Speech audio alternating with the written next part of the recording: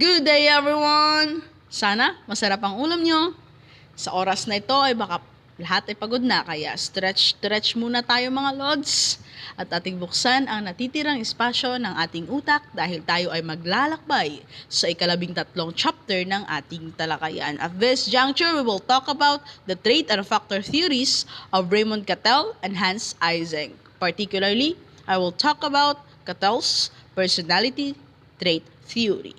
First, we will have an overview of trait and factor theories. Second, ating kilalanin kung sino nga ba si Cattell, his early life, and contributions to psychology.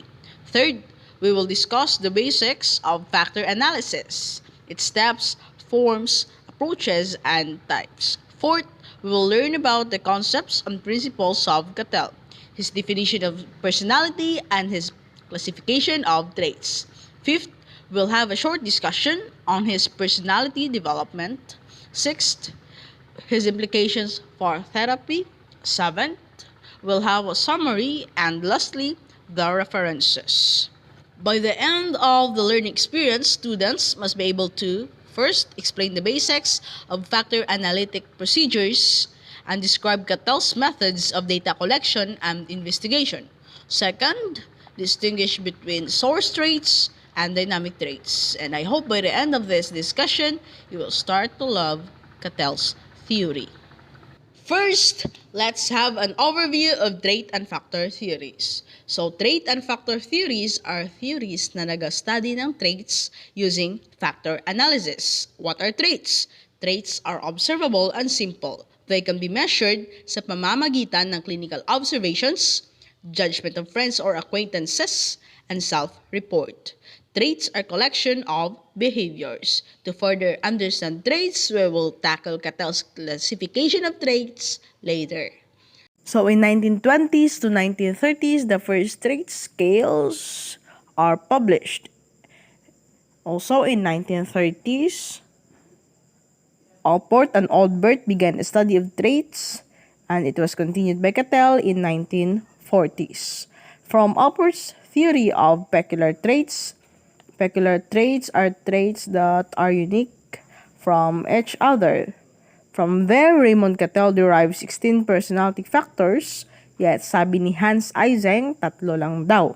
Many other theorists were starting to argue for 5 factors. The 5-factor model, often called the Big Five of McRae and Costa, has been the major accomplishment. Second, sino nga ba si Cattell? Marahil ang iba sa inyo ay hindi pa pamilyar sa kanya, kaya ngayon kilalanin natin siya. Raymond Bernard Cattell was born in Staffordshire, England in March 20, 1905. So that means he is British. His parents had high exacting standards of behavior for their children, but were also permissive about how the children spend their spare time.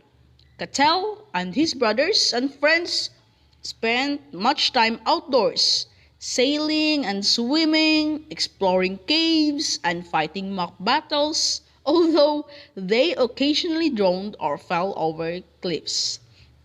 So his father was an engineer and designer. His father had an IQ of 120 and a liberal one that provided much of the intellectual stimulation in his childhood through discussing virtues of liberalism in national and international politics around the family's dinner table. His mother naman was politically conservative and had an IQ of 150. So at age 16, take note, 16 pa lang, Cattell enrolled at University of London to study physics and chemistry, graduating with honors in 3 years. So the 24-year-old Cattell received PhD in psychology in 1929 at University of London, led by his interest in social concerns. His graduate work graduate work rather, was at University of London pa rin. He studied and served under Charles Spearman, who developed factor analysis that he would later employ. In 1937, at University of London pa rin, he received honorary doctorate of science for his contributions to research in personality. So, si Cattell, he also encountered difficulties, such as employment was difficult for him as a psychologist, which led him to work at several part-time jobs, developed chronic digestive disorder, living in a cold basement apartment, depressed economy, own poor health, and marriage breakup. He claimed positive benefits from that experiences that led him to remain steadfast in his dedication. Now let's talk about Cattell's career and his contributions to psychology. So he served as a research associate to F.L. Thorndike at Columbia University in New York. He also was the director of a psychology clinic in England. He also established the Institute for Research on Morality and Self-Realization in Boulder, Colorado. A professor of psychology in a lot of schools such as Harvard and in Forest Institute of Professional Psychology in Honolulu, Hawaii, where he spread principles of Beyondism. So Beyondism refers to the proposed system of Cattell for discovering and clarifying ethical goals based on scientific knowledge and investigation. Cattell also published approximately 40 books and 500 research articles. He was also the author and co-author of numerous personality tests, such as the popular 16 Personality Factor Questionnaire or the 16PF. His thinking was also influenced by his clinical experiences, led him to accept many of the psychoanalytic formulations, and he was also influenced by William McDougall, who explained social behavior by postulating 7 basic instincts. So Cattell's goal in his study of personality was to predict how a person will behave in response to a given stimulus situation. Psychometrics was the key to his research techniques, and he believed that psychology can be studied as objective, quantitative science. Through Spearman, Francis Galton, and statistician Carl Pearson, Cattell was introduced to the statistical study of personality and ability function. 6 months before he died, American Psychology Association, or the APA, announced that he had been selected to receive the American Psychological Foundation Gold Medal Award for life achievements in psychological science. However, it was suspended. He was charged of lifetime commitment to fascist and eugenics 2 days before the presentation. Before the judgment was given, he wrote to APA for the withdrawal of his name from consideration, which was few weeks away from his death. He died of cancer at his home in Honolulu, Hawaii on February 2, 1998. Third, we will talk about the basics of factor analysis. So, what is factor analysis? Ang factor analysis ay isang statistical procedure na ginagamit upang ma-reduce ang large number of variables into fewer number of factors. So factor analysis correlates variables to form factors. What are factors? Factor is the set of the underlying variable that can explain the correlation among those variables. So nakikita nyo naman dyan sa picture. These 4 are called variables, and this one is the factor.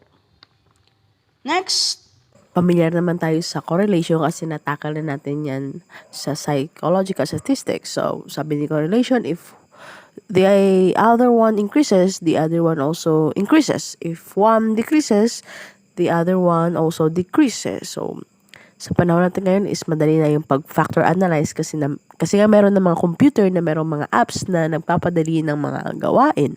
Katulad ng factor analysis, whereas kay Cattell noon, paano kaya niya nagawa yun? next, we will talk about the steps in doing factor analysis. So what's the first step? First, we make specific observations of many individuals. These observations are quantified in some manner. Itong mga observations na to ay pwede manggaling sa life records, self-report questionnaires, and projective tests. So, meron na tayong data kasi nga nakapag-observe na tayo. Second, we will determine which of these variables or these scores are related to other variables and to what extent. So, dito na nagaganap yung correlation coefficient. So, what is correlation coefficient? Correlation coefficient refers to the mathematical procedure for expressing the degree of correspondence between two sets of scores. Results of these calculations would require a table of intercorrelations or a matrix. Some of these correlations would be high and positive, some near zero, and some would be negative. So, dito sa second step, nangyayari dito is gina-correlate natin yung variables. And when we correlate variables, makakagawa tayo ng matrix. So the result of the matrix, the correlations would be high, pwedeng mataas, positive, pwedeng near zero, and some pwede ring negative. So when it finds a cluster, it indicates that an underlying factor could account for the many relationships in the matrix. Third, determine the extent to which each individual score contributes to the various factors. So, factor loadings refers to the correlation of scores with factors. So, dito sa step 3, nangyayari ang correlation ng scores with factors. A high positive correlation indicates that the measure is strongly related to the factor or they covary together. A high negative correlation suggests that the measure is related but in an inverse way. So fourth, name the factors. In this process of labeling and interpreting enters subjective judgment. So sa pagpapangalan daw ng factors ay nag-enter yung subjective judgment. So, the end goal of this factor analysis is to create clusters, and these clusters can be referred to as the traits. So, these traits generated through factor analysis may be either bipolar or unipolar. Bipolar traits have two sides. Kaya nga bi, it extends from one pole to an opposite pole such as introversion and extroversion. Unipolar traits naman ay it's either you have it or you don't have it. It is usually unique traits. It is usually our unique traits. Examples are our height, weight, and our intellectual ability. For example, suppose kailangan mo mag-test to measure the following 10 traits. These 10 traits are aspiration, compassion, cooperativeness, determination, endurance, friendliness, kindliness, persistence, productivity, and tenderness. You could give these tests to a group of people and obtain 10 scores per person. Determine if each of these variables correlate with each other. For example, you might find that friendliness and tenderness scores are highly correlated. So looking at the pattern of correlation coefficients, you might discover that the test tends to cluster into two groups. That is, 5 of the tests are highly correlated with one another, but not with the other 5 tests. These other 5 tests are similarly correlated among themselves, but not with the test in the first group. The two groups might look something like this. So, group A, aspiration, determination, endurance, persistency, and productivity. Group B, compassion, cooperativeness, friendliness, kindness, and tenderness. So although you originally measured 10 traits, a reasonable conclusion would be that you actually measured 2 larger personality dimensions. One having to do with achievement, yung nasa group A, and the other with interpersonal warmth, yung nasa group B. This is just a simple illustration of Catel's basic approach. by analyzing data from various sources with factor analysis. He attempted to determine how many of these basic elements exist. Unfortunately, data obtained from factor analysis typically are not as neat and clear-cut as this example suggests. Okay, so now let's talk about the forms of factor analysis relied by Cattell. So first is the P technique. It is designed to discover the unique trait structure of a single individual. In this approach, the individual is repeatedly observed on a broad range of variables wherein the variables are correlated over the series of occasions sampled. The correlation factor is analyzed. So take note sa P technique ha. Single individual, repeatedly observed on a broad range of variables. Pagkatapos those variables are correlated over the series of the occasions sampled. Next one is the R technique. So, giving large groups of study participants a variety of personality tests. It examines associations between variable measurements in order to understand how the variables themselves group together and are related. So dito naman sa R technique is large groups of study participants on a variety of personality tests. Next, the media of observation. So there are three different sources of data. First is the L data or the life data. It is a person's life record from observations made by others. For example, our grades in school, received in school. Kasi nga, tayo yung gumagawa ng grades natin. So, gina-observe tayo ng teacher natin at binibigyan tayo ng grades. The marital status, and next example is our social interactions. Next, media of observation is the Q data or the questionnaire data. These are subjective self-reports that is based on questionnaires and other techniques. So, kung naaalala nyo, nung grade 12 tayo is may nagapunta sa classroom natin at sasabihin nila na mapapasagot daw sila ng questionnaires nila. And most of their questionnaires are subjective. It means that yung mga sinasagot natin doon ay yung mga views natin, yung mga ideas natin. Next one is the T data or the experimental data. It is the information obtained from objective tests such as in lab setting or to challenge people's maximum performance. Okay, so next, let's talk about the two approaches of factor analysis. First one is the orthogonal rotation. It was advocated by the 5-factor theorists. So it refers to the rotation of axis that forms right angle. So right angle, 90 degrees. As scores on x variable increases, scores on the y-axis may have any value.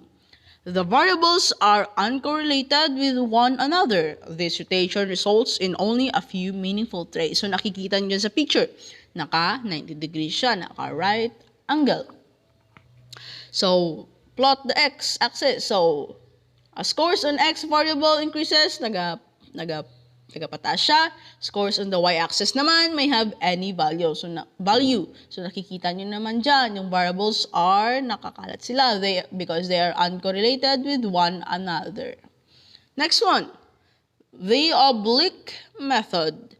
And this was advocated by Cattell. It refers to an angle of less than or more than 90 degrees. So as scores on x variable increases, yung scores ng x variable, nakita nyo naman dyan. Scores on y variables has also the tendency to increase. So, kapag tumataas yung scores ng x variables, nagataas din yung scores ng y variables. Yet, the correlation is not perfect. If the result in x and y occupies the same line, it would result to r equals 1.0. which is a perfect correlation. It is a simpler structure pattern, a system used when two or more factors are correlated. So next, we will tackle about the two types of factor analysis. First is the exploratory factor analysis. So it uses inductive method from specific to broad. From a data, a theory is made. So it is relatively free from scientist bias kasi nga wala kang theory, but prone to statistical noise or coincidences. Baka nagkataon lang na nag-correlate sila. So, Cattell, gumawa siya ng data. Gumawa siya ng sandamakmak ng mga questions katulad ng dyan sa picture. So, it was answered by many people and then he looked for patterns. So, that is EFA or exploratory factor analysis. Next, the confirmatory factor analysis. So, it is deductive from general to specific. So, from a theory, a data is made. It must have a good theoretical framework. For example, katulad ng dyan sa picture, a theory is made with three factors. Example dyan yung PEN. The theorist makes items that focuses on that three factors and then people will answer it. So, factor analysis will confirm the theory. But this confirmatory factor analysis is prone to scientist bias. Fourth, we will tackle naman about the concepts and principles of Cattell. So first is his definition of personality. So Cattell defined personality as that which permits a prediction of what a person will do in a given situation. So he further expressed personality in a formula. It is R equals F, open parenthesis, P, comma, S, close parenthesis, which reads a response R is a function F of the person, P, and the stimuli or S. Ang response ng isang tao ay nakabatay sa kanyang personalidad at ng sa kung anuman ang situation na kanyang hinaharap. Para kay Cattell, mas madali i-account ang mga bagay na nangyari na kaysa sa mga bagay na mangyayari pa lamang.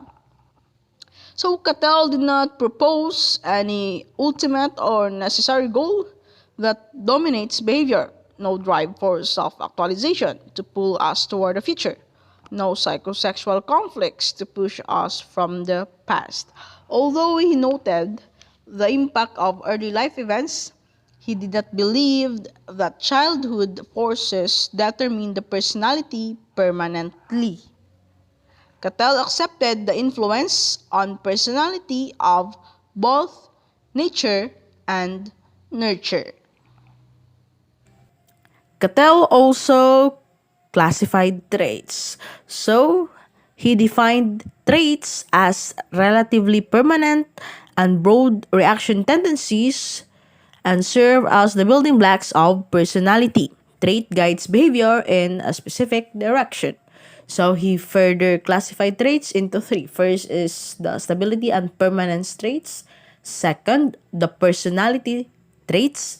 Third one, the temperament, dynamic, and ability traits. So first, let's talk about the stability and permanence traits. So according to my research, surface and source traits are under the umbrella of stability and permanence traits.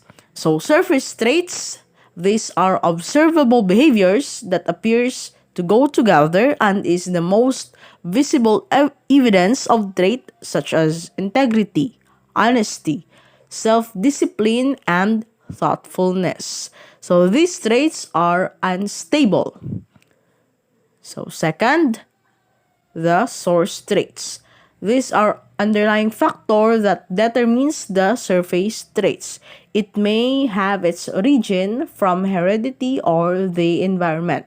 These traits cannot be observed directly, and we all have We all possess source traits, but we do not possess them in same amount. Much more stable and permanent. Source traits are those individual factors derived from factor analysis that combine to account for surface traits. So, itong surface traits, ito yung mga visible, yung mga observable behaviors natin. While source traits, ito yung mga underlying factor na nag-determine ng surface traits. The origin of source traits can be classified as either constitutional or environmental mode. So, constitutional traits are determined by biology, whereas environmental mode traits are determined by experience, that is, by interactions with the environment. In other words, some traits are determined by nature, whereas others are determined by nurture. Furthermore, the surface traits or surface variables are reduced to a few common source traits or source factors. So at this point, let's talk about the 16 personality factors. So Cattell was motivated that psychology were rational in perspective. Masyado daw talamak sa psychology ang armchair theories or yung mga theories na common sense lang. And they are very hard to prove, leading him to formulate the 16 personality factors and applying his expertise on mathematics. Sana all experts sa math.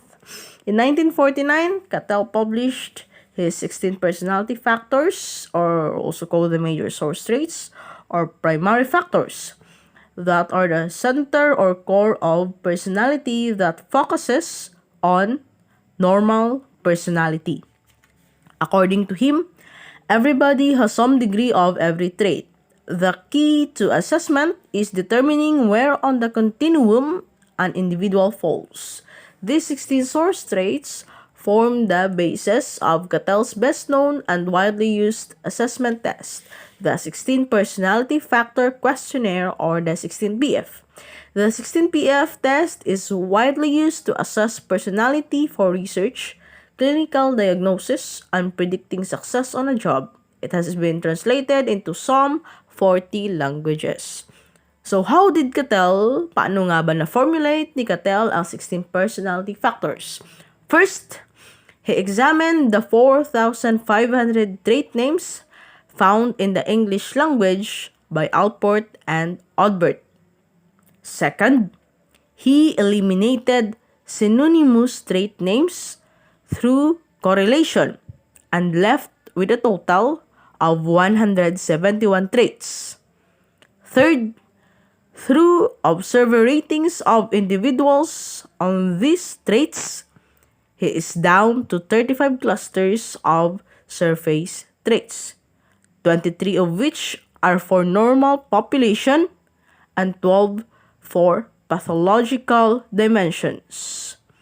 So, fourth, using different data collection techniques, out of the 23 traits, he was able to identify 16 personality factors or higher order deep traits. So now let's talk about the 16 personality factors one by one. So pwede kayong makasabay sa akin para malaman nyo kung low scorer ba kayo o high scorer kayo sa isang factor. So now this is 16 factors. So let's start with factor A. Factor A or warmth. This is being outgoing or being reserved. So low scorers are reserved. They tend to be tahimik at maingat sa pakikipagsalamuha sa ibang tao. Sila ay hindi komportable sa mga sitwasyon na nangangailangan ng intimacy and extensive social interaction. It also includes being detached, aloof, and stiff. So high scorers, they are outgoing. They have a strong interest in people and seek interactions that call for closeness with them. So extremely high scorers on this factor may be uncomfortable in situations where close relationships are unavailable, such as in jobs which often involve solitary tasks like forest ranger. It also includes being warm-hearted, easygoing, and participating. Second, yung una, warmth. Second, factor B, or the reasoning ability. Abstract versus concrete. So low scorers are concrete. They have lower intellectual ability, and it includes concrete thinking. Second, high scorers. They are abstract. They have high intellectual ability, and it includes abstract thinking and being bright. Factor B, reasoning ability. Now let's move to factor C, emotional stability. Calm versus high strung. So low scorers are high strung. They feel powerless to control life's challenges. They have low ego strength and they tend to be unable to adapt sa mga stress ng buhay. And it is also being emotionally less stable, upset, and changeable. So next, high scorers are calm, mga kalmado. They take life in stride and cope with the stresses and challenges in an adaptive way. So their ego strength is high. It is also being mature. They faces reality and they have calmness. So, tatlo na ang natako natin. Fourth one, factor E, dominance or forceful versus submissive. So low scorers are submissive. They are cooperative and agreeable and tend to accommodate others' wishes. They are willing to set aside their own feelings in order to avoid conflict. So extreme difference can disappoint those who wish for a more forceful, participating response. It involves being mild, easily led, docile, and accommodating. Docile? Next, high scorers. They are forceful. They are vocal in expressing their opinions and wishes and have a commanding take charge presence. So, Cattell mentioned that men and boys score higher on dominance than women and girls. Extremely high scorers, however, are mapanupil, mahilig makipagtalo at matitigas ang ulo. Such excessive dominance is prevalent in psychopaths, including con artists, yung mga person who tricks others to get their money, and incorrigible criminals. Also, it is being aggressive and competitive. So, yun na, meron na tayong 4 na tackle out of 16. Factor A, warmth. Factor B, reasoning ability. Factor C, emotional stability. And Factor E, dominance. Next, fifth factor, Factor F, liveliness. They are spontaneous or they are restrained. So, low scorers, they are restrained. They are reliable and mature, though hindi sila yung buhay ng party. So, extremely low scorers can make pigil-pigil of their kusang loob, and it includes being close-mouthed and serious. While high scorers naman are spontaneous. They are high-spirited and stimulating, and they are drawn to lively social situations. Extremely high scorers may be impulsive, unreliable, and immature. They may find it difficult to restrain their enthusiasm sa mga sitwasyon na nangangailangan sana ng kusang loob or ng kagandang asal rather. It includes being happy-go-lucky and enthusiastic. Sixth, Factor G or rule consciousness. So, it is conforming versus non-conforming. So, low scorers are non-conforming. They avoid social rules and regulations. It's either because they lack internalized values and standards or simply because they hold unconventional values. While high scorers naman are conforming. They conform to conventional cultural standards. Extremely high scorers can be perceived as inflexible and moralistic. It includes being persistent, moralistic, and staid. Next one, Factor H or social boldness. Uninhibited versus shy. So low scoring, they are shy individuals and they may be afraid to speak in front of groups and may experience stress when facing difficult situations. So high scorers, they are uninhibited.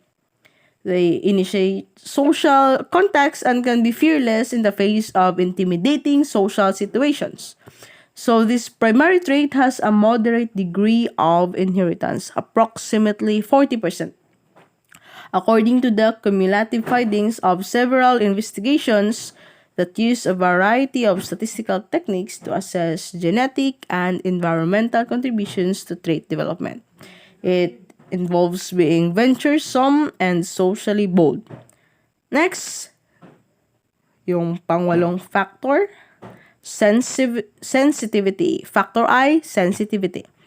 It is being tender-hearted or being tough-minded. So low scorers are tough-minded. That is, they are so concerned with being objective and practical that they exclude taking others' feelings into account. Extremely low scorers may have trouble in situations that demand an awareness of feelings. It includes being self-reliant and realistic. Next, high scorers. They are tender-hearted, or they are tender-minded, refined, and emphatic. They tend to be aware or sensitive of the feelings of others and are more attuned to people's feelings. Extremely high scorers may be so focused on their subjective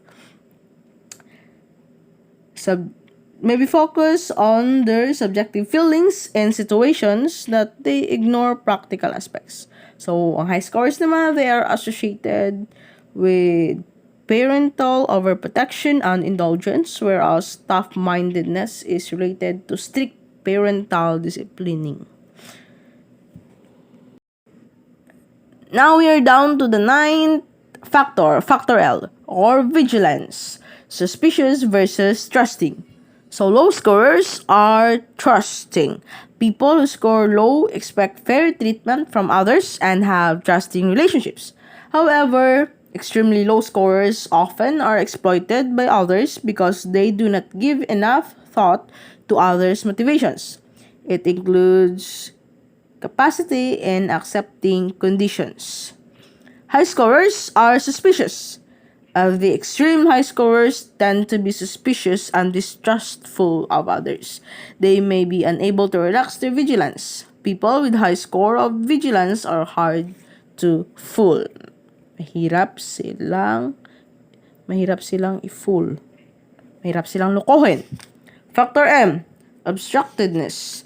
Imaginative versus practical. So low scorers are practical. They tend to focus on specific, observable data and are good at implementing concrete solutions to problems. Extremely low scorers will be so concrete that they miss the forest for the trees. While high scorers naman are more preoccupied with thinking, imagination, and fantasy and are often creative. Kaya nga sila ay imaginative. It also includes being down to earth. So extremely high scorers can be so absorbed in thought that they can be absent-minded and impractical. It also includes being bohemian and being absent-minded. So next, factor N or privateness, discreet versus open. Low scorers are open and willing to talk readily about themselves. They are genuine and unguarded. At the extreme, low scorers may be forthright in situations where it might be better to be tactful. It also includes being unpretentious, genuine, but socially clumsy. Next, high scorers are discreet. At the extreme, high scorers often maintain their privacy at the expense of developing close relationships with others. Next, they are also polished and socially aware. Next, factor O or apprehension, worried versus confident. So low scorers are confident. They tend to be untroubled by self-doubt. They are self-confident, resilient, and placid. The self-confidence of extremely low scorers often cannot be shaken, even in situations that call for re-evaluation and change. It includes being placid, secured, complacent, and serene. So high scorers are worried. They are insecure, anxious, and guilt-prone. According to Cattell, excessive guilt proneness is a trait found in pathological individuals, including alcoholics, criminals, and patients with bipolar affective disorders. Such people have few friends and are often critical of group life and standards. It also includes self-reproaching, insecurity, worrying, and being troubled. Now we are down to our 13th factor, factor Q1, openness to change. They are flexible or they are very attached to the familiar. First, low scorers.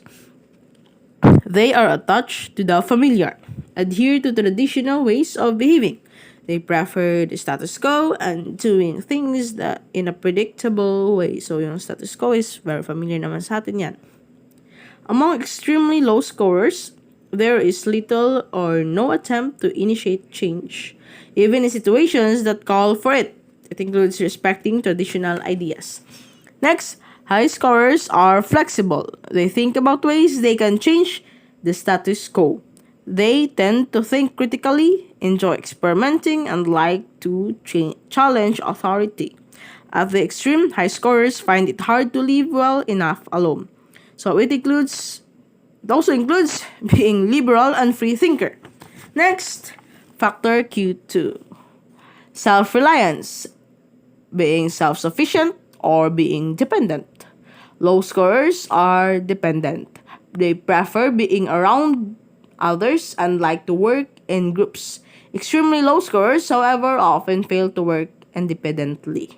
High scorers are self-sufficient.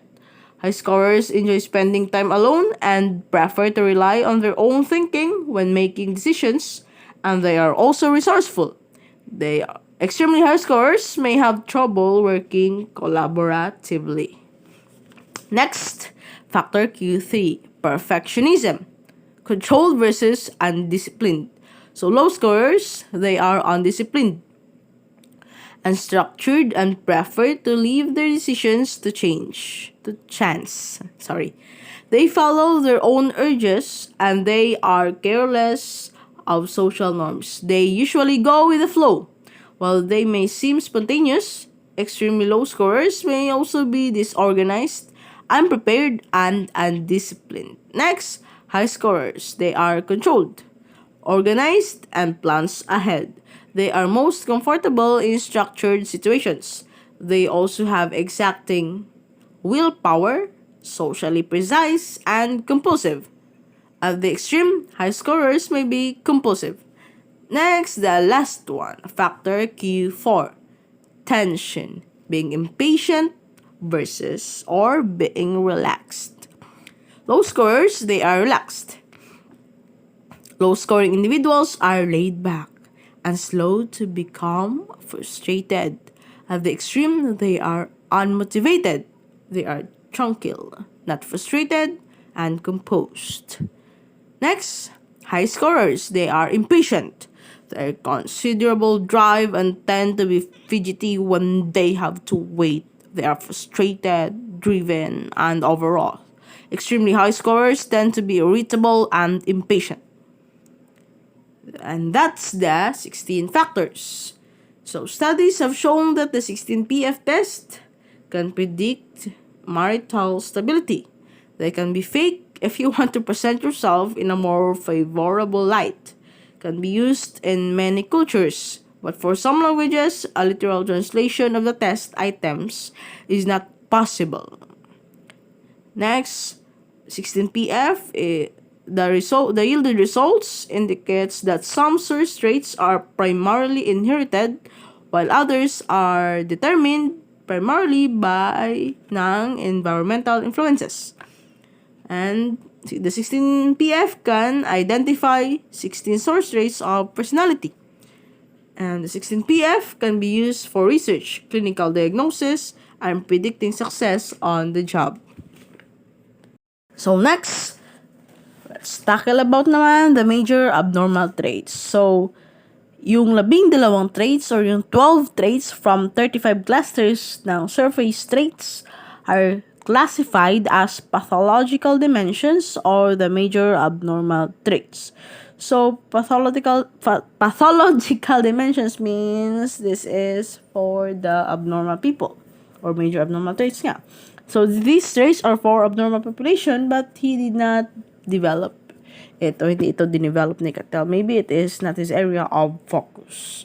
So next, the major global or second order traits. Primary factors can be analyzed further sa pamamagitan ng factor analysis to yield some major global or second order traits, and it includes introversion and extroversion. So low scorers value spend time alone or in solitary pursuits. Next, high scorers tend to be people-oriented and to value time spent with others, and they value time spent with others in social pursuits. Next, low anxiety and high anxiety. So, low score, panatag, and they are less easily upset than most people. High scorers, they are more easily upset by events. Next, receptivity and tough-mindedness. Low scorers are open to people, feelings, and new idea. While high scorers naman, they tend to prefer known, concrete, and familiar territory. Next, accommodation and independence. Low scorers tend to accommodate others' wishes, often at their own expense. While high scorers, they tend to be take charge people who influence rather than being influenced. Sila yung naga-influence. Next, lack of restraint or self-control.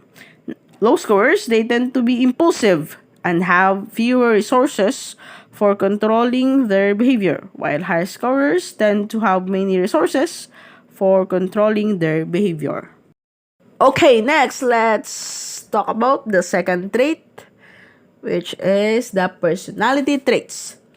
So, it includes common traits and unique traits. Ano nga ba yung common traits? Common traits refers to the characteristics shared by many people such as intelligence, extroversion, confidence, and powerlessness. Ito yung traits na lahat tayo ay meron, but some people have them in greater extent. Next, unique traits. They are specific to one person, such as our interest and attitudes. Example, our interest in collecting a certain thing that no one does, or our attitudes towards K-pop idols and our beliefs as a person. It distinguishes us from other people. This concept is similar to Alport's idea of peculiar traits. So according to our module, personality traits can also be classified into temperament, motivation, and ability. Next, let's tackle about the temperament, dynamic, and ability traits. So, temperament traits, this refers to our emotions and feelings. Example is whether we are assertive, fretful, easygoing, or irritable. This traits affects the ways we act and react to situation. It answers the question, how a person behaves. So, paano nag-behave yung tao? According to our module, intelligence is the basic temperament trait out of the 35 primary traits. Out of the 23 normal traits, 16 were obtained through Q-Media that compose the famous 16 personality factor scale. So, alam na natin yan. Next, the dynamic or motivational traits. So, this refers to a person's motivation and kanyang mga interest. It energizes behavior and directs it towards a particular goal. It answers the question, why a person behaves. Bakit kaya ganyan mag-behave yung isang tao? Cattell believed that a personality theory that failed to consider the impact of dynamic or motivating force is incomplete. Like trying to describe an engine, describe natin yung engine, pero nag-fail tayo to mention sa kung anong type ng fuel ang ginagamit doon sa engine. And now let's talk about the two kinds of dynamic traits. The ERGs, Greek term for energy ergon, and the meta-ergs. So, ergs, a term used by Cattell in preference to drive or instinct, to denote a type of innate dynamic trait that directs an individual towards a goal and provides the motivation energy to obtain it. In short, it is the innate biological energy source or driving force for all behaviors. 11 identified ergs are anger, appeal, protection, curiosity, disgust, security, gregariousness, hunger, self-assertion, self-submission, and sex. Next, the meta-ergs. Ergs are channeled into learned patterns that are called meta-ergs. Meta-ergs are environmental mode dynamic source traits that focuses on important aspects of life. It can be unlearned and disappeared. This can change from general to specific. Meta-ergs are divided into two, sentiments and attitudes. Sentiments are the more general meta-ergs, that is the area of importance to us, our predisposition to act. This includes sentiments towards home, family, hobbies, and religion, and among others. The most important sentiment is the self-sentiment that Cattell referred to as a master motive, while attitudes are the more specific responses to particular stimulus situations. Moreover, dynamic lattice refers to the relationship among ergs, sentiments, and attitudes. The third one is are the ability traits. So it determines how well one succeeds in reaching a particular goal. It is our ability and skills in dealing with complex problem-solving situations. Example is our ability to reason or our intelligence. It answers the questions how far or fast one can perform. So heritability refers to the measure of a given trait due to heredity. In 1963, Cattell first postulated the fluid intelligence and crystallized intelligence. So fluid or general intelligence involves being able to think and reason abstractly and solve problems. This correlates with essential skills such as learning, comprehension, and problem solving. Just like a fluid, this intelligence can move around, forming creative solutions. Next, crystallized or learned intelligence. It involves general knowledge that comes from prior learning and past experiences. This intelligence is the outcome of the individual's ability of deductive reasoning. These are facts that, like crystals, are solid and do not change a whole lot. Situations such as reading comprehension and vocabulary exams requires this intelligence. So as we grow old, crystallized intelligence increases while fluid intelligence declines. So we are familiar with that kasi na-tackle na natin yan sa ating DevPsych. So Cattell suggested that intelligence is due more to heredity than environment. Moreover, Culture Fair Intelligence Test was developed by Cattell to measure intelligence independent of cultural learning and training. The personality development according to Cattell. So, the influences of heredity and environment. Cattell showed great interest in the relative influences of heredity and environment in shaping personality. He investigated the importance of heredity and environment factors, and he was able to estimate the extent to which differences in traits could be attributed to genetic or to environmental influences. The results of his analysis show that for some traits, heredity plays a major role. Cattell concluded that overall, 1/3 of our personality is genetically based and 2/3 is determined by social and environmental influences. So now let's move on. So he has also his stages or his personality development. First, infancy.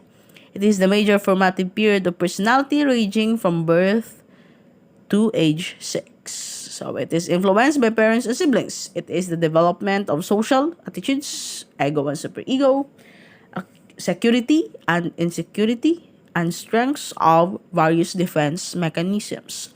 Next, childhood. This is from 6 to 14 years old. This is a period of relatively easy period of consolidation. So the child grows toward independence, moving from its family to relationships with peers. Children may have an active daydream life as they long for the status and privilege of adult life. Next, the third one, adolescence. This ranges from ages 14 to 23. So adolescence is a period of psychological storm and stress that requires adjustments and readjustments in one's life. It is in adolescence when some individuals become delinquents, whereas others show the initial signs of mental illness and neurotic behavior. Positive changes are increased interests in emotion and love. Fourth one, maturity. So adulthood brings maturity on the pursuit of satisfaction of career, marriage, and family. So maturity ranges from 23 to 50. So para kay Cattell, yung mga individual becomes shipwrecked in physical disease, mental illness, and the persistent inability to solve the questions of work and life in this stage. Next one, the fifth stage. This is the late maturity. This is a period that demands re-evaluation of one's life values and search for a new self. So this late maturity ranges from ages 50 to 65 years old. So personality changes in response to physical, social, and psychological changes. Next one, and the last one, is the old age. So this ranges from 65 years old and more. Old age requires further adjustment to loss of friends, spouses, and career.